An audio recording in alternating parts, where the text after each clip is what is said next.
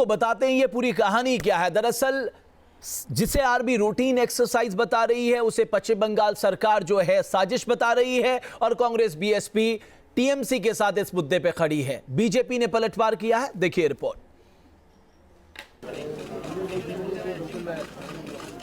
पहले जान से मारने की साजिश का आरोप, अब सरकार पर तख्ता पलट करने की साजिश का इल्जाम। ममता बनर्जी की तुनक मिजाज सियासत की गूंज संसद में भी सुनाई दी। हैरत अंगेज है ममता के आरोप। सेना को कटघरे में खड़ा करने की कोशिश की गई है। सेना की मदद से तख्ता पलट करने का आरोप लगाया गया है। संसद में विपक्षी सदस्यों ने इस मुद्दे को जोर शोर से उठाया। बंगाल के अंदर क्या हुआ है कि वहाँ की जो गवर्नमेंट है उससे परमिशन नहीं ली गई है और बिना परमिशन के वहाँ पर आर्मी को लगाया गया है। तो मैं समझती हूँ ये हमारे भारतीय संविधान में जो संघीय ढांचे का प्रावधान है तो उसके ऊपर बहुत बड़ा ये हमला है। ममता बनर्जी की आपत्ति टोल टैक्स पर सेना के जवानों की तैनाती को लेकर है। ममता का आरोप है कि राज्य सरकार की अनुमति के बगैर सेना के जवानों की तैनाती की गई। No permission was sought from the Secretariat of West Bengal government. Madam Navalno, the name of the Secretariat, is just attached to the Vidyasagar Toll Plaza. Just adjacent to this toll plaza, army was deployed in 19 places of the state of Bengal. लेकिन सरकार ने इन आरोपों को गलत करार दिया है। मुझे इस सदन को कहते हुए बहुत दुख हो रहा है कि इस प्रकार के सेना का रूटीन एक्सरसाइज को कंट्रोवर्सी बना लेना एक गलत है और indicates a political frustration rather than correct aspect being pointed out. TMC के आरोपों पर सेना को भी गहरा ऐतराज है। आरोपों को सेना ने सिरे से खारिज कर दिया है। सेना ने इसके लिए चिट्ठी भी जारी की है। We deny this charge with all contempt. This is exercise for our operational purposes. That is all I can tell you about this. सियासी नफे नुकसान के हिसाब से राजनेता एक दूसरे पर संगीन आरोप लगा रहे हैं, लेकिन सियासत के खेल में सेना पर सवाल उठाए जाएंगे इसकी उम्मीद किसी को नहीं थी। कोलकाता से देवजानी चौबे के साथ टीम न्यूज नेशन।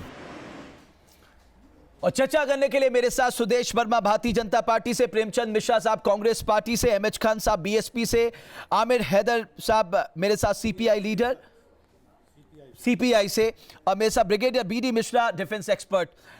सबसे पहला सवाल मेरा प्रेमचंद मिश्रा साहब आपसे। आप तो जानते थे साहब ये रूटीन एक्सरसाइज है और जब आप सरकार में थे तब भी ये रूटीन एक्सरसाइज होती थी और ये कोई पहली बार पश्चिम बंगाल में भी नहीं हुई। उसके बावजूद जो बातें ममता बनर्जी कह रही हैं उनके साथ खड़े हो जाना, ये तो अपने आप में आर्मी को पॉलिटिसाइज करने जैसा है।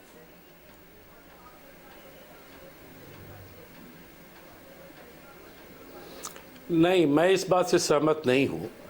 कांग्रेस का स्टैंड ये है किसी भी सूरत में हम अपने देश की सेना को लेकर विवाद से बचें, वो सबको प्रयास करना चाहिए। सेना ने पहले भी इस तरह के एक्सरसाइज किए हैं, ये सच्चाई है। लेकिन किसी राज्य में जब सेना जाती है, चाहे इस तरह के रूटीन एक्सरसाइज के लिए या लॉ एंड ऑर्डर ठीक के स्थिति के लिए या आपदा प्रबंधन के लिए, तो कहीं ना कहीं राज्य सरकार का कंसेंट उसमें होना जरूरी होता है। तो एक इलेक्टेड गवर्नमेंट वहाँ है, अगर वो कह रही है कि हमारे कंसेंट के बिना ही हो रहा है, तो मैं समझता हूँ ये एक बड़ी वजह हो सकती है जिस कारण थोड़ा कंफ्यूजन बढ़ा है। नहीं, लेकिन मैं समझता हूँ हमें सत्ता से बेदखल करने की ये साजिश है। इस संबंध में प्रेमचंद मिश्रा साहब ये कह देना कि सेना का इस्तेमाल हमें सत्ता से अलग करने के लिए किया जा रहा है, आप उसमें भी समर्थन में खड़े होंगे क्या? मतलब आप भारत के लोकतंत्र को इतना कमजोर मान रहे हैं कि कोई चुनी हुई सरकार को सेना के माध्यम से हटाया जाएगा? ये कोई पाकिस्तान है क्या?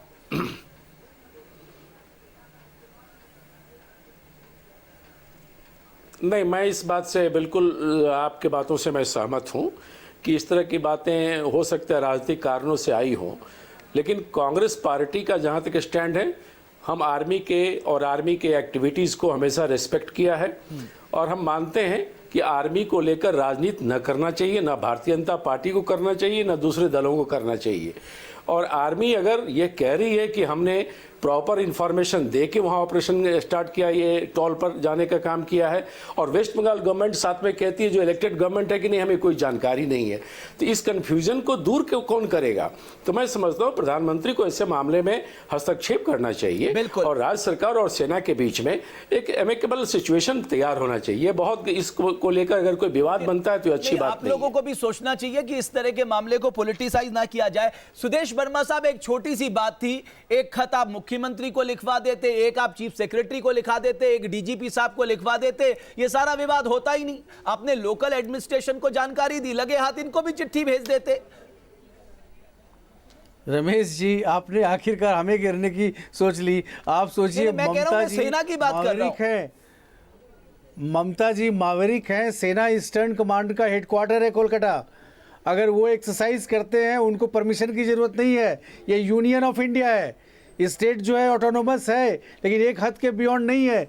ये राइट जैसा सिचुएशन नहीं था कि आर्मी को आप बुलाएंगे तब जाएगा। आर्मी अपना एक्सरसाइज कर रही है, इन्फॉर्म कर दिया सिविलियन अथॉरिटी को, जिसकी हेड ममता जी हैं। ममता जी को खुद सोचना चाहिए था। ये क्या मावरिक स्टाइल से आप असेंबली में बैठ जाते हैं और कू की बात करते हैं? आर्मी का भी अपमान करते हैं और आप बातें फेडरल स्ट्रक्चर की करते हैं। कल उन्होंने कहा साहब मेरे हवाई जिस प्लेन में मैं थी उसमें फ्यूल कम था, उसे लैंड करने में देरी हुई। रमेश और आज उन्होंने फिर एक आरोप लगा। सर, ये आप पे जो आप कहते हैं ना, हम लोगों को फेडरल स्ट्रक्चर बनाना है, स्टेटों के बीच में अच्छे रिश्ते होने चाहिए। अब केंद्र सरकार पे ही ट्रस्ट नहीं है, राज्य सरकार को आप सोचिए। रमेश जी, एक वर्ड है अंग्रेजी का, स्किज़ोफ्रेनिया।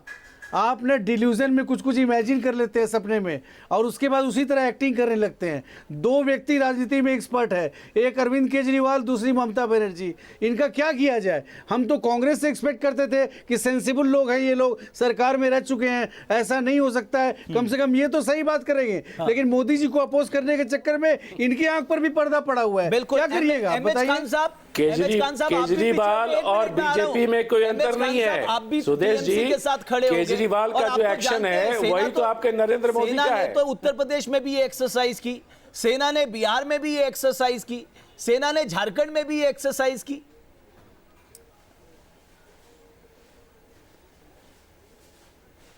नहीं, देखिए, ये अगर परमिशन गवर्नमेंट से सूचना देकर किया जाता तो इसमें कोई एतराज नहीं है। ये संघीय ढांचे पर प्रहार है और ये सब इशारे पर हो रहा है। ये जो बता रहे हैं भाजपा के प्रवक्ता कि सेना अपने आप हर जगह करती है, बाढ़ आता है तो सेना अपने आप चली जाती है, बुलाया जाता है। कोई बहुत बड़ा आफत आती है तो सेना को बुलाया जाता है। ये लोग जो है झूठ बोलने वाले लोग हैं। ये कितनी सरकारों को बर्खास्त कर चुके हैं। देखिए, ये कितने सरकारों को बर्खास्त कर चुके हैं। उत्तराखंड में जो है, उत्तराखंड में इनको मुंह दिखानी पड़ी, सुप्रीम कोर्ट, हाई कोर्ट ने उनको बहाल किया। ये दादागिरी कर रहे हैं, झूठ बोलने वालों की सरकार है ये। अगर ममता जी को, अगर ममता जी से डील करना होगा तो आर्मी की जरूरत है क्या? दे देते ममता बनर्जी को। आपको कुछ समझ ही नहीं आ रहा है, आपसे क्या बात किया जाए? आप समझ ही नहीं पा रहे बातों को। साजिश रची है। ब्रिगेडियर मिश्रा, एक रूटीन एक्सरसाइज में सेना के ऊपर पॉलिटिक्स करना, आपको लगता है कम से कम राजनेताओं को सेना को छोड़ देना चाहिए? आपसे परमिशन लेना पड़ेगा। ओके, आप ब्रिगेडियर मिश्रा, आपसे परमिशन लेना पड़ेगा। उल्टी गंगा बहा ये लोग काफी बोल रहे हैं, तो मैं नहीं, बोलिए ब्रिगेडियर मिश्रा साहब। मैं ये समझता हूँ कि मेरी 36 इयर्स आर्मी में सर्विस थी, 22 साल से मैं रिटायर्ड हूँ। मैं नई नई बातें सेना के बारे में तमाम लोगों से सुन रहा हूँ जो उनका सेना से दूर दूर तक न तो रिक्रूटमेंट में थे, न तो वहाँ पर नौकरी किया, न तो ऑपरेशंस को जानते हैं। सबसे पहली नसीहत मुझे जो नई बात सीखने को मिली वह इंडियन एक्सप्रेस के हेडलाइन से मिली कि सेना कू करने दिल्ली पर आ रही थी। वहाँ से शुरुआत हुई और आज यह कहा जा रहा है कि सेना एक चीफ मिनिस्टर को हटाने के लिए सब काम कर रही है। मैं आपको बताना चाहता हूं कि 1967 से और 1969 तक मैं अपर दोआब एरिया में था, बंगाल में। वहां पर हम लोग टी गार्डन में एक्सरसाइजेस करते थे और मैं खुद एक बटालियन का एडजुटेंट था। मुझे कभी भी इन्फॉर्म नहीं करना था और न किया कि कलेक्टर को करें। ब्रिगेडियर, अगर मान लीजिए, अगर आप जानते हैं ममता बनर्जी के बारे में, आप जानते हैं वो सड़े रुष्टा सड़े तुष्टा में रहती हैं। अगर आपको जब ये पता है तो साहब आप एक चिट्ठी उनको भी भेज दीजिए। मैं कोई बताना ऐसा चाहता तो हूं। है नहीं कि आप छिपा के करना चाहते हैं। जो एक चीफ सेक्रेटरी को लिखिए, मैं कह रहा हूं उनको लेटर भी भेज दीजिए चीफ सेक्रेटरी के माध्यम एक बात से। मैं बताना चाहता हूं, जो आपने कहा भेजने में क्या दिक्कत है? खड़े तुष्टा, उसकी देखिए, लास्ट रमेश लाइन भट्ट ये जी, है रमेश भट्ट जी, अव्यवस्थित चित्तानाम जब ये प्रसादोपि मोदी भयंकर। जी अपोजिशन जो में थे, आपने कहा तो उसकी कह रहे थे लास्ट कि लाइन हम है एक सर के बदले अव्यवस्थित 10 सर चित्तानाम लेके आएंगे। प्रसादोपि ये सेना का काम था भयंकर। कि अगर आप मोदी जी का उनको काम खुश था। भी कर ये लेंगे जो बताया तो कि उनकी भारतीय जनता खुशी पार्टी भी के साथ ही हमारे आपके खतरे एक से सर के बदले कभी 10 भी सर दूर लेके नहीं आएंगे। होगी। आमिर और मैं साहब। ये कहना चाहता हूँ, मैं ये सेना का भी काम प्लीज कर रहे हैं। फॉर ये हेवन व्यापारी से का भी काम कर रहे हैं। आर्मी को मत धनाढ्यों का भी पॉलिटिसाइज काम करो। कर रहे हैं। आप सारा कर क्या काम अपने रहे हाथ में लेकर हैं? रखा क्या है मोदी जी ने। आर्मी के लोग पत्थर के बने हैं? आप वो आर्मी भी को कोई जीवित नहीं उंगली हैं, उठा रहा है। उनमें आर्मी भी को दिमाग कोई नहीं है, उंगली उठा रहा है। उनमें भी खून सिर्फ है, इस बात में उनमें भी संघीय ढांचे पे उंगली भावनाएं उठाई जा रही है कि हैं। इसको आप बर्बाद उनका किया जा रहा मुराद है। तोड़ रहे हैं। आप ये सब बिल्कुल, बातें बिल्कुल, करके सेना मुराद तोड़ सेना रहे को हैं। सलूट करता हूं और मैं। आप ये कर रहे सेना हैं को जो कि सलूट देश करता हूं के मैं, हित में लेकिन नहीं है। सेना का और इस्तेमाल आपको मैं एक राजनीतिक बात तौर पे बताना किया जाएगा, चाहता हूं उसका कि विरोध किया आपको जाएगा। दूर दूर तक ये नहीं मालूम है कि एक्साइजेस कैसे होती हैं। एक्साइज ब्रास टैक्स जिसमें नहीं, 2 मैं- करोड़ मैं- हिस्सा ब्रिगेडियर, लिए, एक बार मेरी वहां बात सुन पर लीजिए। कोई ब्रिगेडियर, मैं क्या कह रहा हूं? परमिशन नहीं दी ब्रिगेडियर, गई। मैं क्या कह रहा हूं, आप मेरी सुन लीजिए। देखिए, इन्होंने पुलिस स्टेशन को इन्फॉर्म किया, इन्होंने डिप्टी पुलिस कमिश्नर को इन्फॉर्म किया, इन्होंने हावड़ा सिटी पुलिस में इन्फॉर्म किया, इन्होंने रीजनल ट्रांसपोर्ट ऑफिसर को इन्फॉर्म किया। अरे आप चीफ सेक्रेटरी को, डीजीपी को भी इन्फॉर्म कर देते, क्या चला जाता? नहीं, मैं कहना चाहता हूं इसका। आप ये कहते हैं कि उन्होंने चीफ सेक्रेटरी को इन्फॉर्म किया तो अपोजिशन लीडर को क्यों नहीं किया? तो ये कहते हैं कि आपने ममता को किया, आपने ममता को किया तो ममता के डिप्टी को क्यों नहीं किया? ब्रिगेडियर साहब, एक बात बताइए, नहीं, आप- गलत आप- बात है। कंट्रोवर्सी खत्म हो जाती है। नहीं, कंट्रोवर्सी क्या? आर्मी आज ये सोच रही है कि कोई भी काम आर्मी राजनीति का हिस्सा क्यों बने? हमको ब्रिगेडियर, बेसिक ऑब्जेक्शन यही है कि आर्मी जो भी काम कर रही है, अगर सर्जिकल स्ट्राइक करती है तो आप कहते हैं सबूत दो। अब आर्मी सबूत दे। ब्रिगेडियर, मेरी आप एक बात सोचिए ना, मैं हैदर साहब गलत कह रहा हूं या आपको लगता है कि सेना को पॉलिटिसाइज करने की ये साजिश है? हैदर साहब। भट्ट साहब, इब्तदाए इश्क है रोता है क्या, आगे आगे देखिए होता है क्या। हर चीज़ को देश से नहीं जोड़ना चाहिए। हर चीज़ को ही हम देश से क्वेश्चन मार्क करें, वो देश से जुड़ जाता है या देशद्रोही हो जाता है। मेरी समझ में एक चीज़ नहीं आती है कि जहाँ सेना हमारी एक्सरसाइज करती है, हम सेना का सम्मान करते हैं, वो सेना का एक दायरा होता है। सेना जहाँ भी करती है वो स्वतः करती है। यहाँ कुछ अप्रिय घटा है तो इसलिए उस पर हो रहा है। ममता बनर्जी मेरी राजनीतिक प्रतिद्वंदी हैं, इसका मतलब ये नहीं है कि मैं उन्हें कुछ कहूँगा। यहाँ पर ये है कि मुझे तो ऐसा लगता है कि जो ये समय सीमा पेट्रोल पंपों पे 500 रुपए की ख़त्म होने जा रही है और देश में नोटबंदी से क्राइसिस पैदा हुआ है, इसलिए सेना को अलर्ट पे रखा गया है। और शायद इसमें कुछ राजनीतिक कहना चाहिए, द्वंद्वता है। चाहता हूं सब पैनलिस्ट से कि सेना के एक्सरसाइज के कानून में क्या लिखा है कि एक्सरसाइज करने के पहले वो किसको इन्फॉर्म करेगी। सेना कोई नया कानून नहीं बना सकती है, सेना कोई पॉलिटिकल माहौल नहीं देखेगी। सेना, आप ये बताइए, कोई भी पैनलिस्ट हमको बताएं। ब्रिगेडियर साहब, आप सेना के प्रवक्ता कम, बीजेपी के प्रवक्ता ज्यादा नजर आ रहे हैं। नहीं, आप सेना के प्रवक्ता कम, बीजेपी के प्रवक्ता ज्यादा नजर आ रहे हैं। सेना अभी बैरिक से निकले और आके नोएडा के अंदर एक्सरसाइज करने लगे, ऐसा हो सकता है? मैं सवाल आपसे पूछ रहा हूँ, मैं आपसे सवाल पूछता हूँ। आप सेना आए और ग्रेटर नोएडा में आके एक्सरसाइज करने लगे, आप इसका जवाब देंगे? नहीं दे सकते, नहीं कर सकते। कौन सी रूल बुक में लिखा हुआ है कि सेना शांत एरिया में जाए और खुद ही एक्सरसाइज शहर में करने लगे? कौन से शहर में लिखा? बिल्कुल लिखा नहीं लिखा हुआ है, किसी रूल बुक में नहीं लिखा है।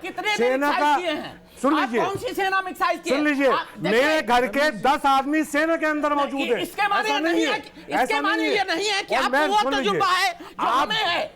सुन लीजिए, आपको कुछ तजुर्बा नहीं है, आप बीजेपी के प्रवक्ता की हैसियत से यहाँ बैठे हैं, सेना के प्रवक्ता की हैसियत से बैठेंगे, मैं आपका सम्मान करूंगा। आप मेरा बुजुर्ग हैं, आप मेरा बुजुर्ग हैं, आपका सम्मान करूंगा। लेकिन बीजेपी के प्रवक्ता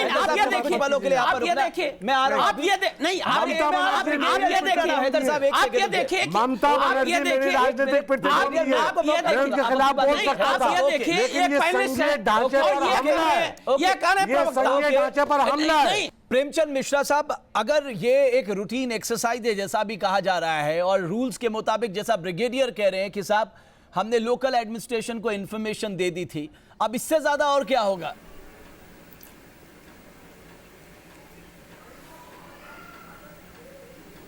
देखिए, मैं समझता हूं कुछ कम्युनिकेशन गैप हुआ है। इसको किसी को भी प्रतिष्ठा का प्रश्न नहीं बनाना चाहिए और न इस पर राजनीति होनी चाहिए।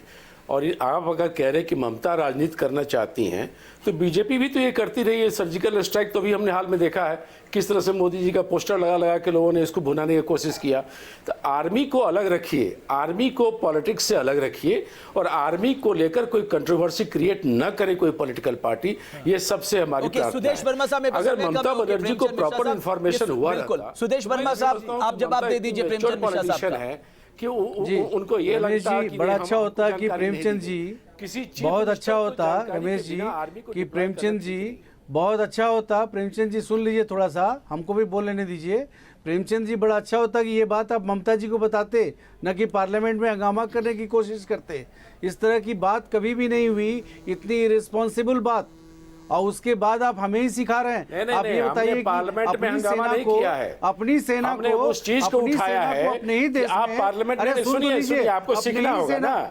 आप जब अपोजिशन में थे, आप अपोजिशन में थे तो क्या करते थे? आप बोलते थे कि फेडरल स्ट्रक्चर पर हमला करती है कांग्रेस। इन्फॉर्म कर ये आप करते थे जब आप अपोजिशन में थे। आज अगर ममता कर रही है तो क्या बुराई है? आप फेडरल स्ट्रक्चर पर आपने क्या किया था? पूरे डिबेट का जो की इशू है वो ये है कि आर्मी के एक्सरसाइजेस को डिफेंस मिनिस्ट्री से क्या पाबंदियां हैं, उनको किसको किसको इंफॉर्मेशन देना चाहिए था और किसको किसको दिया, ये इशू है, ये इशू है। और वहां पर कलेक्टर और पुलिस स्टेशन को इंफॉर्मेशन देनी होती है और उनको दिया। आज अगर कोई कंट्रोवर्सी हुई थी तो आर्मी के ऑफिसर को आना चाहिए था आगे, ऑफिसर किसी स्पोक्स पर्सन को, और वो आके स्थिति स्पष्ट कर देते, कंट्रोवर्सी खत्म हो जानी थी। आर्मी कमांडर अभी इन्होंने बताया, आर्मी कमांडर उससे बड़ा कौन होगा? या तो ब्रिगेडियर साहब आप किसी की बात सुन लिया करें, आप अच्छे श्रोता नहीं है। नहीं, आप अच्छे श्रोता नहीं है। मेरे पास समय समाप्त हो गया। ओके, मेरे पास समय, एक मिनट ब्रिगेडियर, मेरे पास समय समाप्त हो गया है। बहरहाल मुझे लगता है डिफेंस मिनिस्ट्री को यह साफ कर देना चाहिए कि इस तरह की जब एक्सरसाइज, रूटीन एक्सरसाइज होती है, तब क्या कुछ नियम होते हैं। बहुत बहुत शुक्रिया आप सभी का।